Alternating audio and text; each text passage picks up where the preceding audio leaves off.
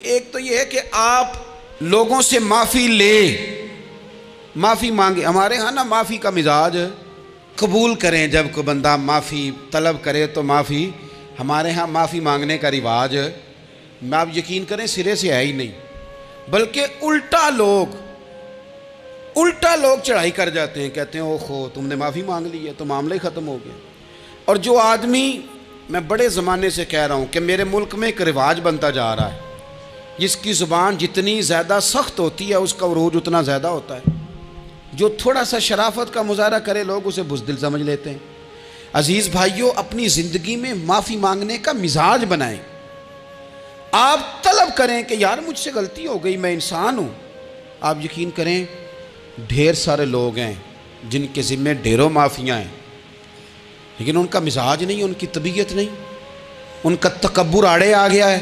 اور میرے نبی پاک صلی اللہ تعالیٰ علیہ وآلہ وسلم نے فرمایا تھا یہی بدلہ دے دو کسی کا دینا ہے تو یہی معافی لے لو، یہی.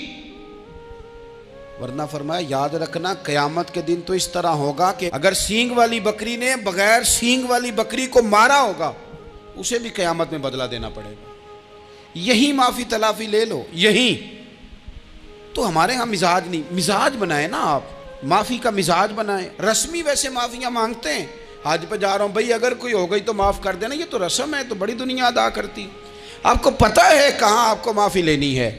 تو جہاں جہاں اس طرح کے معاملات ہیں وہاں آپ کلیئر کریں. صحیح بخاری میں حدیث ہے حضرت ابو ذر غفاری سے، جب کسی نے کہا کہ آپ نے اسی طرح کے کپڑے خود پہنے ہیں جس طرح کہ آپ کے غلام نے پہنے، یہ کیا معاملہ ہے؟ تو فرمانے لگے، اعلانیہ خود بتانے لگے، فرمانے لگے مجھ سے ایک دفعہ غلطی ہو گئی تھی، میں نے ایک غلام کو جھڑک دیا تھا تو نبی پاک نے مجھے تنبیہ فرمائی، تو میں نے اس غلام سے معافی بھی مانگی، اور اس دن سے لے کر آج تک میں جس طرح کا خود لباس پہنتا ہوں اسی طرح کا اپنے غلام کو پہناتا ہوں. تو وہ خود بیان کر رہے ہیں، وہ لوگ اظہار کر رہے ہیں کہ ہم نے یہاں نبی پاک علیہ الصلوۃ والسلام کے تنبیہ کرنے پر ہم نے اپنے غلام سے، خادم سے یا کسی غلام سے معافی مانگی. تو معافی مانگنے سے بندے کا قد کبھی چھوٹا ہوتا ہے؟ میرے نبی پاک علیہ السلام نے فرمایا جو معافی مانگ لے اللہ تو اس کی عزت میں اضافہ کر دیا کرتا ہے. تو اس لیے ایک تو جہاں یہ معاملہ ہے وہاں، اور دوسری جو آیت میں نے تلاوت کی اس میں اللہ کہتا ہے کہ غصہ پی بھی جاؤ، معافی مانگو بھی اور معاف کر بھی دو. والکاظمین الغیظ والعافین عن الناس، فرمایا وہ لوگ جو غصہ پی جاتے ہیں اور لوگوں سے درگزر کرتے ہیں، واللہ یحب المحسنین، اللہ ان احسان کرنے والوں سے محبت فرماتا ہے، ان سے اللہ پیار کرتا ہے. تو رب فرماتا ہے جو غصہ پی جاتے ہیں والعافین عن الناس، اور لوگوں سے درگزر کرتے ہیں. ایک تو معافی مانگے اور دوسرا معاف کر بھی دیں. اگر دل میں کوئی بات ہو تو معاف، ہر روز لوگوں کو معاف کر کے سویا کریں. پہلے تو اس طرح کا کوئی کام ہی نہ کریں. ایک شخص نے جملہ کہا تھا، لکھا تھا، کمال لکھا تھا، اس نے کہا تھا کبھی ایسا کوئی کام نہ کرنا کہ کوئی تمہاری وجہ سے جا کے رب کے سامنے رونا شروع کر دے. ایسا کوئی کام نہ کرنا کہ کوئی بندہ تمہاری شکایتیں اللہ رسول کو لگائے. اس طرح کا کبھی کام نہ کرنا کہ وہ تڑپ اٹھے اور کہے اب تمہارا شکوہ میں نے وہیں کرنا ہے. کچھ لوگوں کی شکایتیں کرنی پڑتی ہیں اللہ رسول کی بارگاہ میں بھی، اپنے مشائخ کی بارگاہ میں کر دیتے ہیں. بعض اوقات انسان وہ بے بسی کے عالم میں کرے یا بہت زیادہ تکلیف اسے سہنی پڑے تو تب کرے، ہو جاتا ہے. تو ایک تو ایسا کریں نا، اور کوشش کریں لوگوں کو معاف کر دیں، اپنے دل سے چیزیں نکال دیں. دو لوگ بیٹھے تھے نا حرم مکہ میں، ایک صاحب کہہ رہے تھے کہ میرے اوپر وہ بدر میں جو قتل ہو گئے کفار ان کا ذکر چل رہا تھا، تو دونوں گفتگو کر رہے تھے بدر میں ہمارے اتنے لوگ مسلمانوں نے مار دیے. تو ایک ان میں کہنے لگے کہ اگر میرے اوپر قرض نہ ہوتا اور میرے چھوٹے چھوٹے بچے نہ ہوتے تو میں تو تلوار لے کے جاتا اور مدینہ شریف جا کے معاذ اللہ بدلہ لے آتا. دوسرا کہنے لگا میں دیتا ہوں نا تیرے بچوں کا خرچہ بھی اور میں تیرا قرضہ بھی اتارتا ہوں، تو جا. اس نے کہا پکی بات ہے؟ کہا ہاں، قرضہ بھی میں اتار دوں گا، تیرے بچوں کا خرچ بھی اٹھاؤں گا، تو جا. اس نے خنجر تیار کیا، تلوار تیار کی، گھوڑے پہ بیٹھا، گلے میں وہ تلوار اس نے اپنے ڈالی اور مدینہ شریف آ گیا. اتفاق کی بات یہ کہ ملاقات حضرت عمر سے ہوئی. جناب عمر کہنے لگے مجھے تیری نیت ٹھیک نہیں لگتی. پکڑا کدھر آئے ہو؟ کہنے لگا میں تو بدر کے قیدیوں کے بارے میں بات کرنے آیا. فرمایا تلوار لے کے؟ تلوار لے کے؟ چل تجھے حضور کے پاس لے کے جاتا ہوں. نبی کریم کی بارگاہ میں لے گئے تو حضور فرمانے لگے کیسے آئے ہو؟ کیسے آنا ہوا؟ کہنے لگے جی میں تو بدر کے جو قیدی آپ کے پاس ہیں ان کی بات کرنے آیا تھا. تو حضور فرمانے لگے چل پھر باقی کی میں سناؤں. خیال آیا مسلمان نیک و بد پہچان جاتے ہیں، محمد آدمی کے دل کی باتیں جان جاتے ہیں صلی اللہ تعالی علیہ وسلم. فرمایا میں سناؤں؟ حضور کیا؟ فرمایا تم اور فلاں بن فلاں وہاں بیٹھے ہوئے تھے نا حرم مکہ میں فلاں پہاڑ کے ساتھ ٹیک لگا کے، اور تم نے یہ کہا تھا نا کہ قرضہ نہ ہوتا، بچے چھوٹے نہ ہوتے تو بدر کے مقتولین کا میں بدلہ لیتا. یہ سارا کچھ طے کر کے پھر آئے ہو تلوار لے کے، اور یہاں کہتے ہو میں قیدیوں کے بارے میں بات کرنے آیا تھا. اس کے تو پسینے چھوٹ گئے، وہ تو بے حال ہو گیا. اس نے کہا اس کا تو سوائے اس کے اور میرے کسی کو نہیں پتا، اور اگر آپ کو پتا چل گیا ہے تو پھر آپ اللہ کے سچے رسول ہیں. تو حضور اگر آپ کو پتا چل گیا ہے کہ میں قتل کرنے کے ارادے سے آیا ہوں، میں معاذ اللہ بدلہ لینے آیا ہوں، اللہ کرے آپ کو سمجھ آئے میری بات کی. یعنی ایک تو یہ ہے کہ بندہ وہ پکڑا گیا ہے، اور ایک یہ کہ کسی کو پتہ چل گیا ہے کہ یہ اس کام آیا ہے. پھر لوگ جب معافی دیتے ہیں تو بڑی کہانیاں سنا کے دیتے ہیں، ایسے نہیں دیتے. حضور اب آپ کو پتہ چل گیا ہے تو کیا کریں گے؟ تو حضور فرمانے لگے تو بتانا تیرے ساتھ کیا کریں. اس نے کہا کہ میں نے سنا ہے آپ معاف بڑا کر دیتے ہیں. یعنی یہ گھر سے کو پیار کرنے نہیں آیا، پھولوں کا گلدستہ لے کے نہیں آیا، تلوار لے کے آیا، لیکن یہ میرے محبوب کا حوصلہ ہے. اور آیا بھی عین مسلمانوں کے بیچ ہے، جو چاہیں اس کے ساتھ کر سکتے ہیں. اس نے کہا معاف کر دیں، تو حضور نے فرمایا جا میں نے معاف کیا. حضور نے معاف کیا. وہ کہتا حضور معاف کر رہے تھے اور رب میرے دل میں ایمان کو تازگی عطا فرما رہا تھا. حضور نے معاف کیا اور میں نے کلمہ پڑھنا شروع کر دیا. ہم معافی نہیں دیتے، کبھی کبھی صلح تو کر لیتے ہیں، صلح ہو جاتی ہے. پنچایت میں صلح ہو گئی، پھر لڑائی ہوئی، پھر بات شروع سے شروع ہو گئی کیونکہ ہم نے معافی، پھر وہ بات شروع ہو گئی 1955 سے. تو بھی آکھیا سی، تو اے بھی کیتا سی، وہ بننے والی گل یاد ہی، او بس کر یار، کچھ بھولیں بھی تو. بچے پتہ کیوں خوش رہتے ہیں؟ آپ کو پتہ ہے بچے کیوں خوش رہتے ہیں؟ بچوں کو بات بھول جاتی ہے. اس لیے بچے، اماں نے ادھر 2 تھپڑ مارے 3-4 منٹ پہلے، اور اگلے 5 منٹ میں اماں نے پھر ماتھے کا بوسہ لیا تو بھول گئی بات. اللہ کرے کوئی تھوڑے تھوڑے بچے بھی بن جائیں. یہ جو بہتے سیانے ہیں نا، ان کا بھی اللہ ہی حافظ ہے. عقل زیادہ آ گئی ہے نا. اس لیے اقبال جیسے لوگوں نے کہا تھا خرد کی گتھیاں سلجھا چکا ہوں، یا رب مجھے صاحب جنوں کر دے، صاحب جنوں کر دے، صاحب اللہ کوئی تھوڑا سا مجھے مجنون بھی بنا. یہ زیادہ عقل تو کسی کام کی رہی نہیں، پاگل کر دی، پاگل کر دی. بہت سارے لوگ ایسے ہیں زیادہ سمجھدار ہوتے ہیں، لہذا معافی دینے کو تیار ہے. معافی دیں. جب کوئی معافی کا مطالبہ کرے تو اسے معافی. سب سے مشکل کام ہوتا ہے لمبی لسٹ والے دشمن کو معاف کرنا. لسٹ جس کی لمبی ہو نا غلطیوں کی، ایک آدھ غلطی تو معافی ہو جاتی ہے. کچھ لوگوں کی لسٹ بھی بڑے کچھ عادی مجرم بھی ہوتے ہیں، لسٹ لمبی ہوتی ہے، ان کو معافی دینا بھی تھوڑا سا مشکل ہوتا ہے. لیکن کمال بھی یہ ہے کہ جس کی لسٹ لمبی ہو اسے یک جنبش قلم بندہ معاف کر دے. کو چھٹی ہو گئی، جا تجھے معاف کیا. اور یہ ہمیں کیوں کرنا چاہیے کہ میرا رب بھی ایسے کرتا ہے، میرا رب بھی ایسے، وہ گنواتا تو نہیں نا، یہ بھی کیا، یہ بھی کیا، یہ بھی کیا. حضور فرماتے ہیں، ذرا سننا حدیث. حضور فرماتے ہیں کچھ لوگوں پہ اللہ کرم کی چادر ڈال کے نا قیامت والے دن، یہاں بھی اس نے پردہ رکھا تھا تو وہاں بھی کرم کی چادر ان پہ ڈلے گی. تو اللہ فرمائے گا یہ گناہ کیے تو چھوٹے چھوٹے گناہ اس کے گنوائے جائیں گے. یہ اب وہ ڈرے گا، چونکہ پتہ تے سارا ہے نا سردار نو کیتیاں دا. اب وہ ڈرے گا، چھوٹے چھوٹے گناہ اس کے گنو، تو اس کا خیال ہے بڑے بڑے بھی نہ سامنے آ جائیں. چھوٹی چھوٹی غلطیاں اس کی گنوائی جا رہی ہیں، جو ڈر رہا ہے، کانپ رہا ہے. قربان جائیں نبی پاک کے لفظوں پہ، کچھ گلاں اجیاں نے قرآن پاک اجیاں نے، یہ نا میری دادی کہا کرتی تھی، میری اماں کہا کرتی تھی، اے کچھ کام اجائے نے، کچھ گلاں اجیاں نے کہ اتنے دل کردہ ہے صفحہ بند ہو جانا ہے تو معافی ہو جانی، یعنی ختم ہے یہ بات، اس سے آگے کسی نے سوال پوچھنا ہی نہیں۔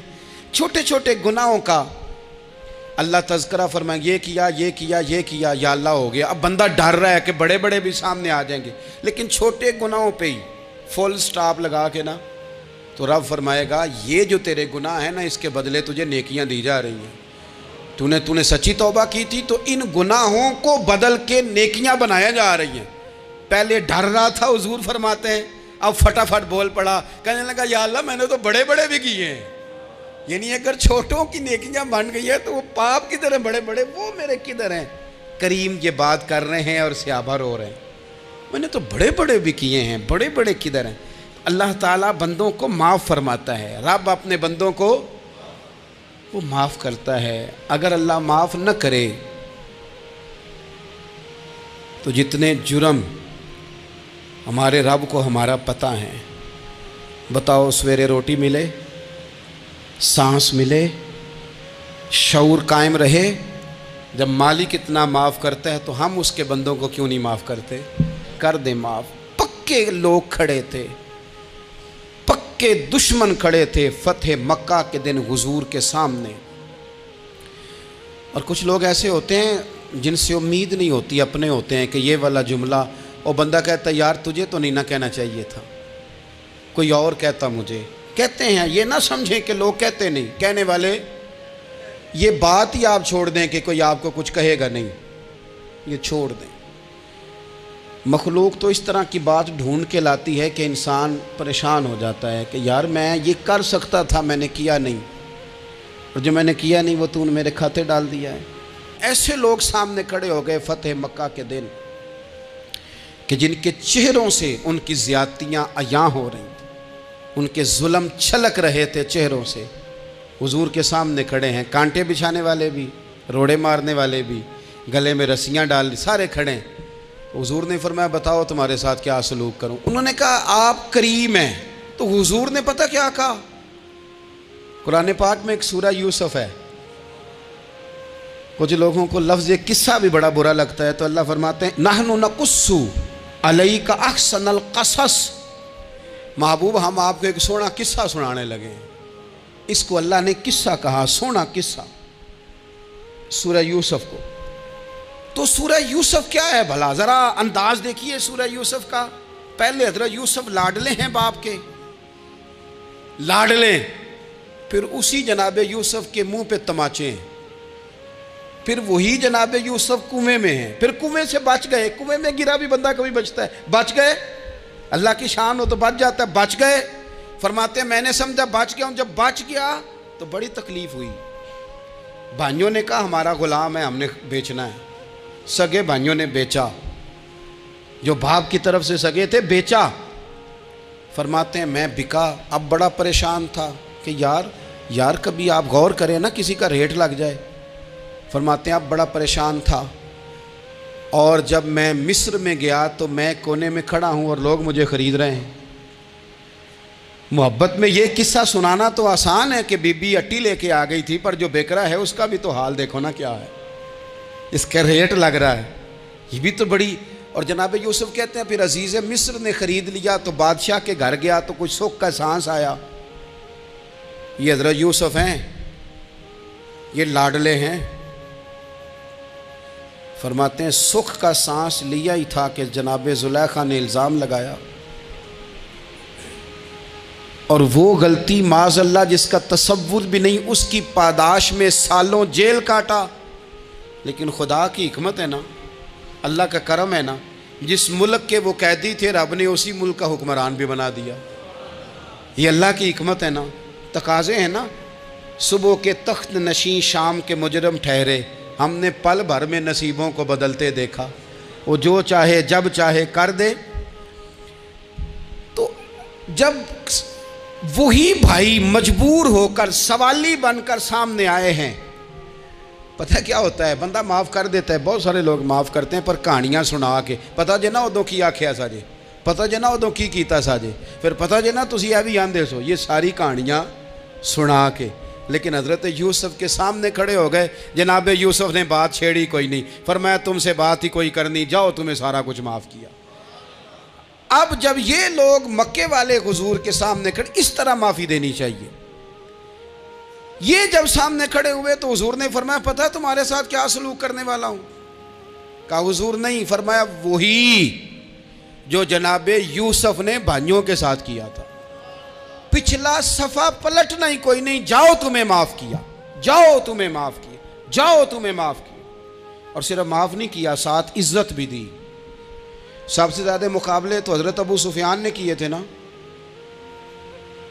آخر تک وہ آئے تھے، آج وہ کلمہ پڑھ رہے ہیں، سردار ہیں، کلمہ پڑھ رہے ہیں، تو نبی پاک نے صرف معافی نہیں دی، عزت بھی دی۔ فرمایا جناب ابو سفیان چونکہ اب مسلمان ہو گئے ہیں، میں سب کو معاف کرتا ہوں، جو اپنا اندر سے دروازہ بند کر لے اسے بھی معاف کرتا ہوں، اور جو ابو سفیان کی حویلی میں آ جائے اسے بھی معاف کر دوں گا۔ تو ابو سفیان وہ کہتے ہیں میں حیران ہی ہو گیا کہ اتنی بڑی بات، معافی بھی دی اور ساتھ عزت بھی دی۔ تو آج جو سبق آپ کی خدمت میں نے عرض کیا ہے، اس کو آپ امید ہے یاد رکھیں گے۔ ایک تو یہ کہ معافی مانگ لیں، اگر کسی جگہ ہمارا معافی مانگنا اگر ہم سمجھتے ہیں، ہمارا دل ضمیر گواہی دیتا ہے کہ مجھے معافی مانگنی چاہیے تو معافی مانگیں۔ اور دوسرا پھر معافی دیں بھی، اور معافی دیں، سیاسی صلح نہ کریں، معافی دیں تو پھر واقعہ ہی دیں، دل سے دیں۔ اور آخری بات یہ کہ جس طرح ہم نے لوگوں سے معافی لینی ہے اور معافی دینی ہے، اسی طرح جہاں ہم سے شرعی قباحتیں ہوئی ہیں، اخلاقی کمزوریاں ہوئی ہیں، ایک بات تو اچھی طرح سمجھ لیں کہ نفل پڑھنے سے حقوق العباد نہیں معاف ہوتے، وہ بندے سے معافی مانگنے سے ہی ہوتے۔ ساری رات کو بندہ تسبیح پڑھے اور کہے کہ میں نے اماں کی نافرمانی کیا تو معافی ہو جائے گی، نہیں، وہ اماں ہی معاف کرے گی تو معافی ہوگی، وہ ابا ہی معاف کرے گا تو پھر ہی معافی ہوگی۔ تو جو جہاں شریعت کی مخالفت کی ہے وہاں بھی معافی مانگیں، اللہ کے حضور گڑ گڑائیں، توبہ کریں، اور توبہ بدل جانے والی کریں، تبدیل ہو جانے والی توبہ کریں۔ معافی مانگ بھی لے، معافی دے بھی دیں، اور آپ سے یہ بھی گزارش کروں گا کہ جہاں اللہ رسول کی ہم سے نافرمانی ہوئی ہے وہاں تنہائی میں 2 نفل پڑھ کے، تنہائی میں اللہ تعالیٰ سے بھی معافی کے خواستگار ہوں۔ یاد رکھیں جب اس کی خفیہ تدبیر آ گئی تو پھر معافی کا وقت ہو سکتا ہے خدا نہ کرے ہمیں نہ مل سکے، تو اب وقت ہے، خوب استغفار کریں، خوب معافی مانگیں۔ اللہ تعالیٰ آپ کو اور مجھے عمل کی توفیق عطا فرمائے۔